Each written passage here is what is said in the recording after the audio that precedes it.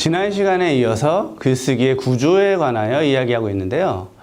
이번 시간엔 글쓰기의 하수, 중수, 고수를 어떻게 분류를 할 수 있고 무엇을 목표로 해야 되는지에 관하여 이야기하는 시간을 갖도록 하겠습니다. 예, 바로 시작하겠습니다.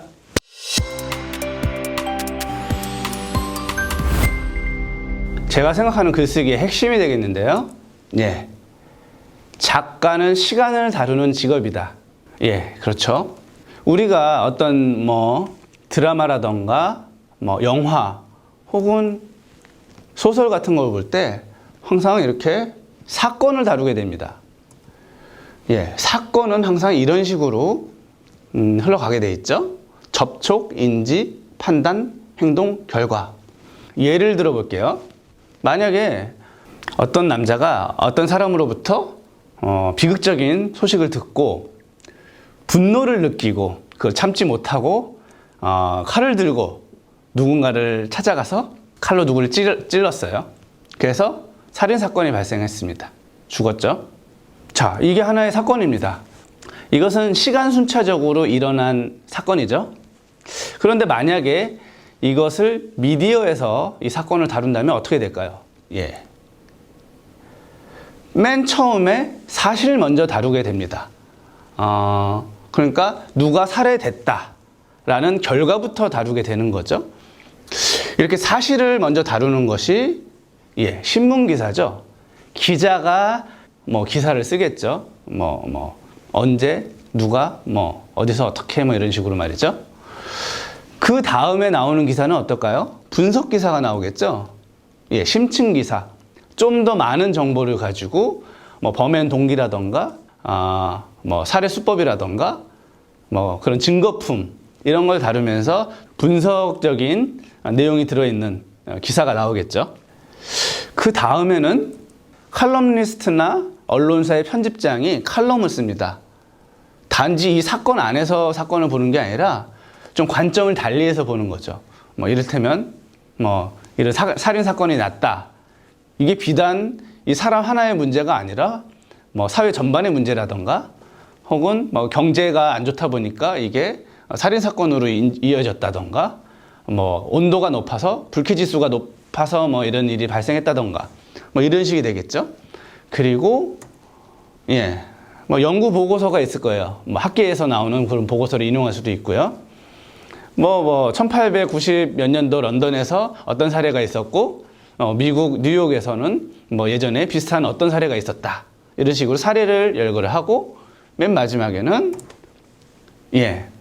정치인이라던가 고위공무원이 선언을 하는 거죠.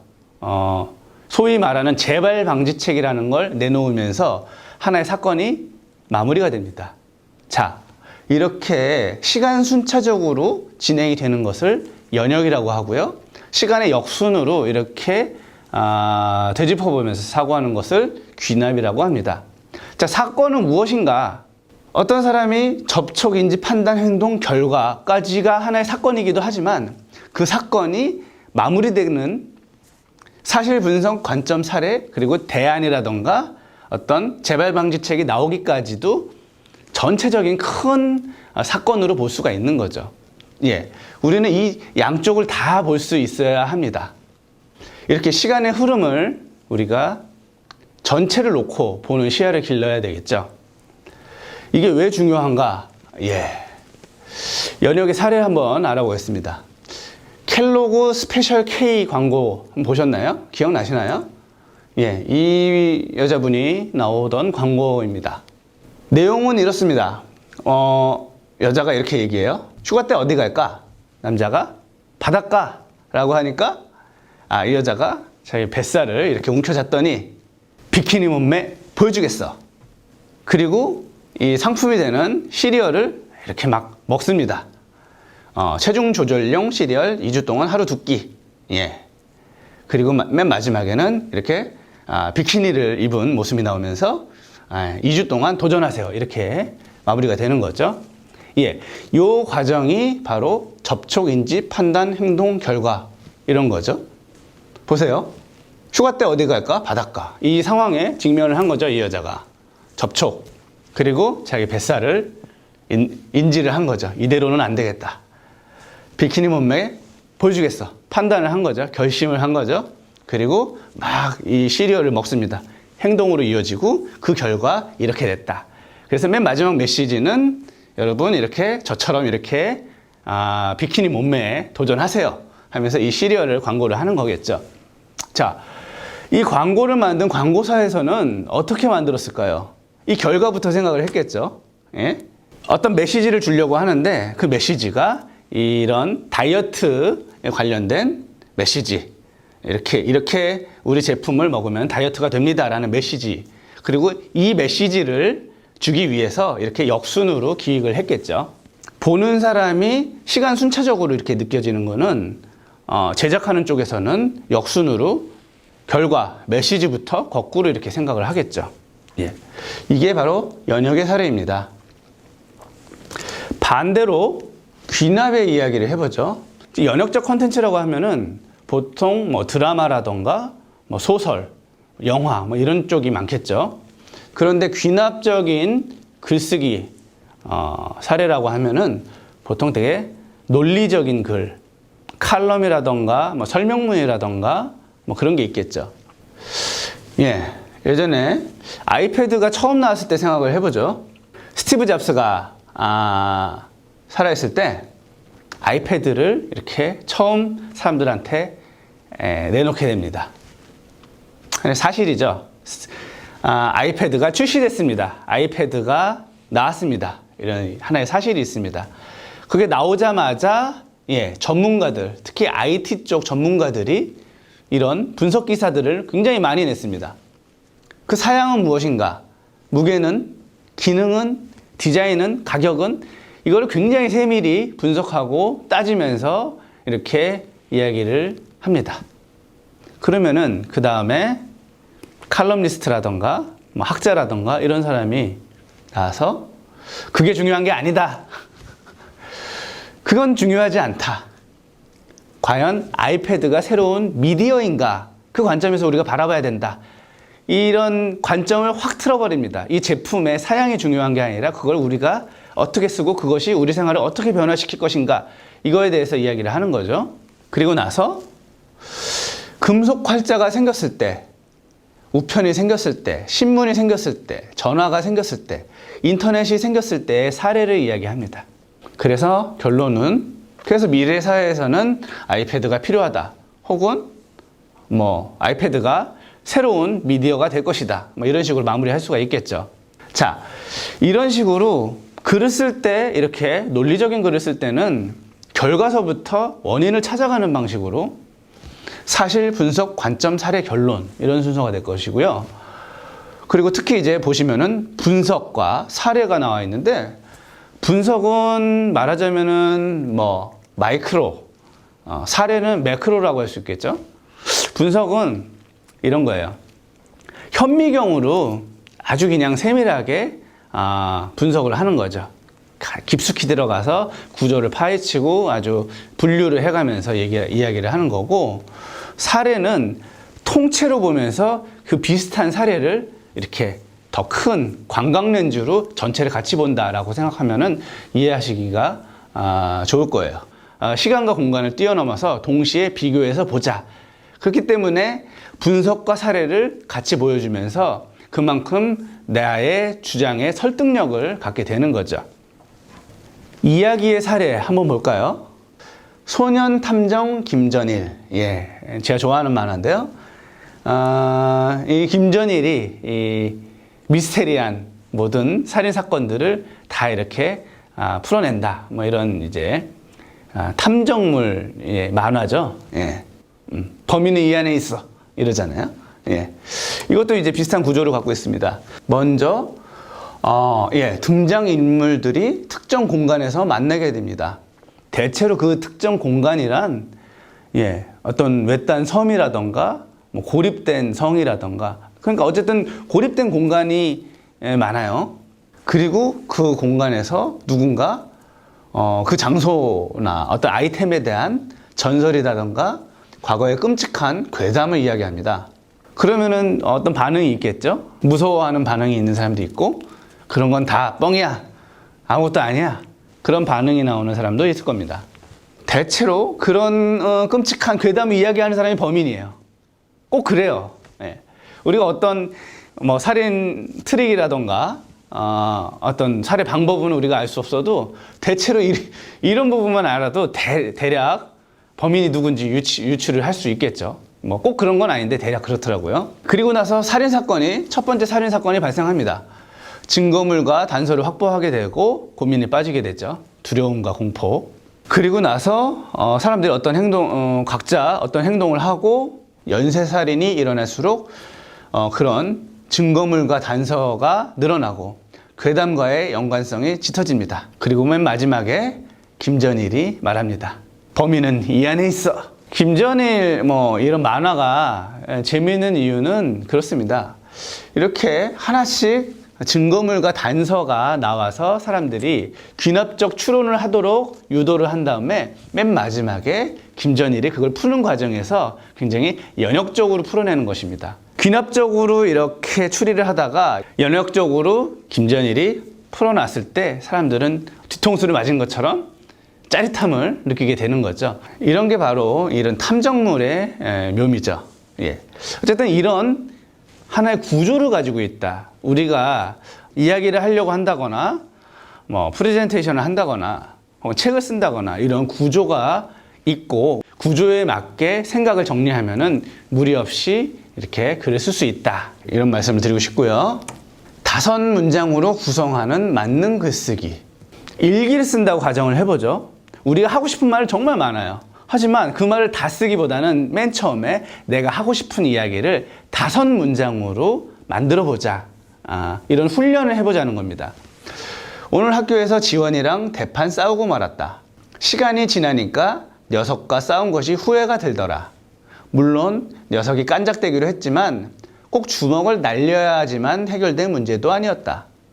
상수는 지원이랑 종종 다투기도 하지만 늘 사이좋게 지내는 걸 보면 상수한테는 뭔가 특별한 노하우가 있는 것 같다. 내일은 상수를 찾아가 얘기를 해보고 지원이와 화해해야 할 구실을 알아보는 게 좋겠다. 이렇게 평범한 이야기예요. 초등학생들한테 있을 수 있는 이야기인데 중요한 건 이걸 5문장으로 압축을 했다는 거죠.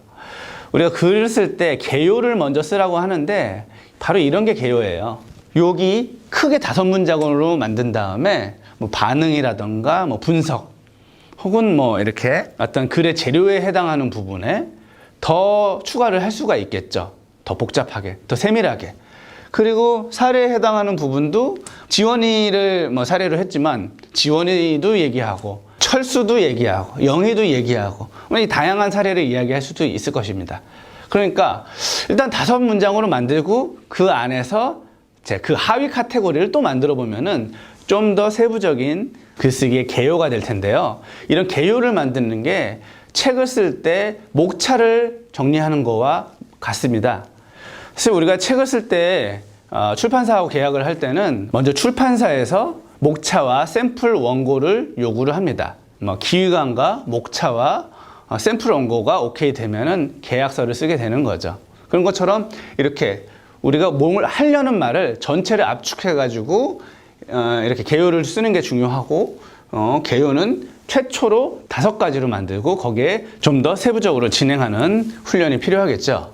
자, 우리가 그 좋은 글쓰기가 무엇인가 이거부터 이야기를 하겠습니다. 먼저 소통이 돼야 됩니다.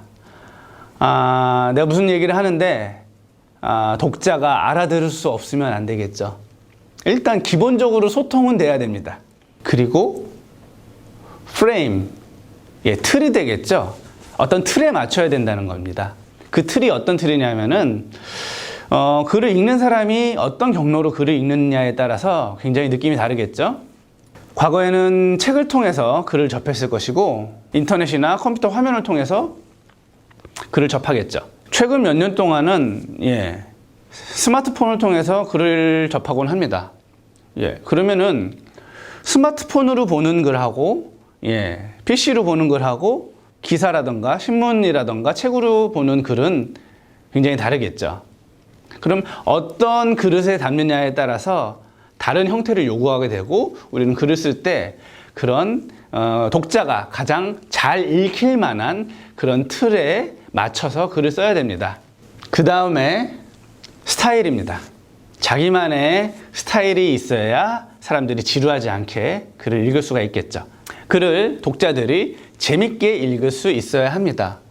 하수, 중수, 고수 그런 얘기 많이 들어보셨죠? 뭐 어느 분야나 마찬가지예요. 어떤 틀이 없으면 하수고 어떤 틀을 가지고 있으면 중수고 다시 그 틀을 깨버리면 고수입니다. 틀이 없는데 틀 깰 생각부터 하면 안 되겠죠. 어떤 분야에 틀을 만들어가는 과정, 우리가 교육을 통해서 습득하고 있는 것이 그런 바로 틀이고요. 다시 그 틀을 깨는 순간 예술이 됩니다. 말하자면은 커뮤니케이션만 되면은 소통이고 어떤 틀 안에 틀에 딱 맞게 조리품을 만들듯이 이렇게 하나씩 쌓아 올리는 게 공학이라면 자기만의 스타일, 자기만의 글쓰기 이런 스타일이 있는 게 미학이 되겠죠. 그러면은 좋은 글쓰기란 무엇인가? 일단 쉽고 익숙한 단어를 사용해야 됩니다. 소통이 돼야 되기 때문이죠. 그리고 플랫폼의 형식에 따라서 글을 길게 늘릴 수 있고 글을 짧게 압축할 수 있어야 합니다. 자, 예를 들어보죠. SNS, 특히 트위터 같은 경우에는 글자 수의 제한이 있습니다. 140자라는 글자 수 제한이 있으니까 내가 하고 싶은 말이 있으면은 140자 안에 압축을 하는 그런 기술이 있어야 되겠죠. 혹은 내가 책을 쓴다, 장편 소설을 쓴다라고 하면은 그런 이야기를 플랫폼에 맞게 길게 느리고 에피소드도 넣고 그래야 되겠죠. 그럼 그거 나름대로의 이야기를 이렇게 이어나갈 수 있는 그런 기술도 있어야 됩니다. 플랫폼에 따라서 혹은 그 프레임에 따라서 이렇게 글을 쓸 수 있는 능력, 그런 기술이 필요하고요.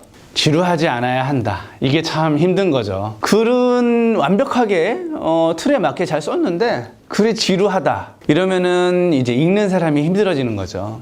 그렇습니다. 글 내용은 다 좋은데 읽다 보니까 지루하다, 읽기 싫다, 접어버린다. 이러면은 그런 책이 잘 안 팔리겠죠. 혹은 내가 어떤 기획안을 발표한다거나 할 때도 그걸 보고 있는 임원이 하품하거나 그러면은 그것도 이제 문제가 되겠죠. 사람들을 어떻게 집중하도록 만드느냐, 재밌는 글, 재밌는 컨텐츠를 만드느냐, 이게 되게 중요할 것 같아요. 이 세 가지에 따라서 하수, 중수, 고수가 가려질 것 같습니다. 먼저 글쓰기의 기본 이 정도, 최소한 이 정도는 해야 된다. 인칭 대명사를 명확하게 사용해야 합니다. 우리 얘기할 때 나, 너 이런 얘기 많이 하죠. 쟤네, 걔네, 우리 이런 얘기 많이 하잖아요. 이런 건 우리한테 익숙하긴 한데 글을 쓸 때는 그녀, 그들, 그네들 이런 표현도 있습니다. 이게 좀 익숙하지 않은 표현인데 익숙해지셔야 합니다. 원래 순 한국어에는 그런 표현이 없었다고 하지만 영어식 표현이 워낙 많아지고 우리가 글을 읽을 때도 인칭 대명사가 일반화되었기 때문에 여러분들 어떤 글을 표현할 때 인칭 대명사를 명확하게 사용하는 게 굉장히 중요합니다. 이건 아주 기본이죠. 이다로 시작했으면 이다로 끝나야 한다.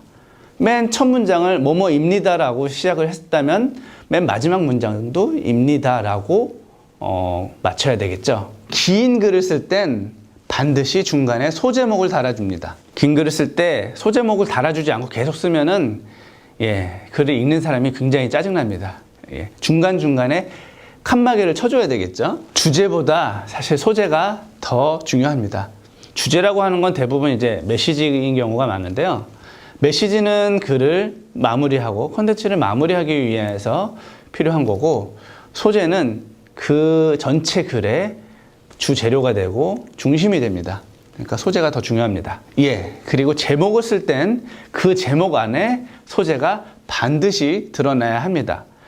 꼭 그러지 않아도 상관은 없지만 제목에 소재가 드러나야 독자들이 이해하기가 쉽겠죠. 은유적인 표현이 있을 수도 있지만 그래도 제목에 소재가 드러나야 한다.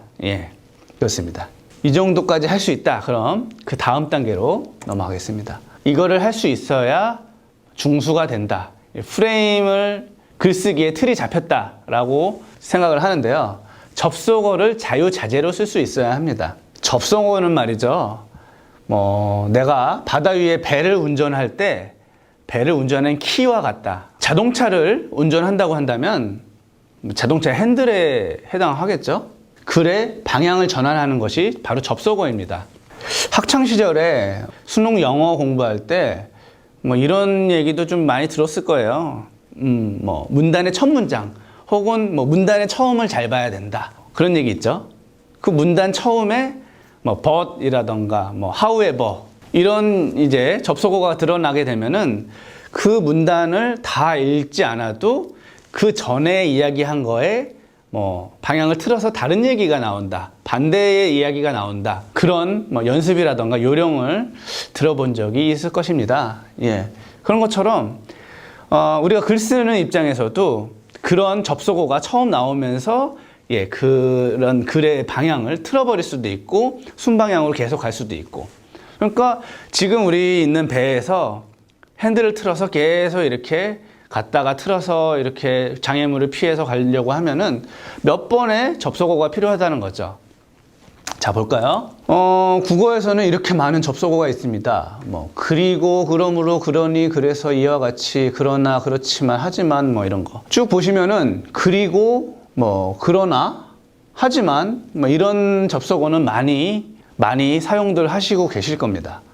그런데, 이와 같이, 반면에, 예컨대, 가령, 뿐만 아니라, 한편, 요컨대, 이런 표현은 물론 이제 백분 토론이라던가 이런 데서는 자주 접하셨겠지만 직접 익숙하게 사용하지 않으신 분들이 많을 텐데요. 이런 표현에 좀 더 익숙해지셔야 합니다. 내가 자유자재로 다양한 접속어를 쓸 수 있다라고 하면은 글을 굉장히 자유자재로 운전을 할 수가 있습니다. 사실 이런 다양한 접속어를 좀 익히시고 외우셔야 됩니다. 그래서 우리 글이라는 하나의 자동차, 하나의 배를 잘 운전할 수 있도록 연습을 해야 됩니다. 그 다음은 문단 나누기입니다. 잘 읽히는 글의 비밀. 바로 문단 나누기의 차이인데요. 매체에 따라서 문단이 좀 차이가 있습니다. 지금 이제 보시면은 좌측에 보이는 거는 소설책입니다. 소설책 이렇게 볼까요? 한 문단이 6줄에서 8줄 되는 거를 확인할 수 있습니다.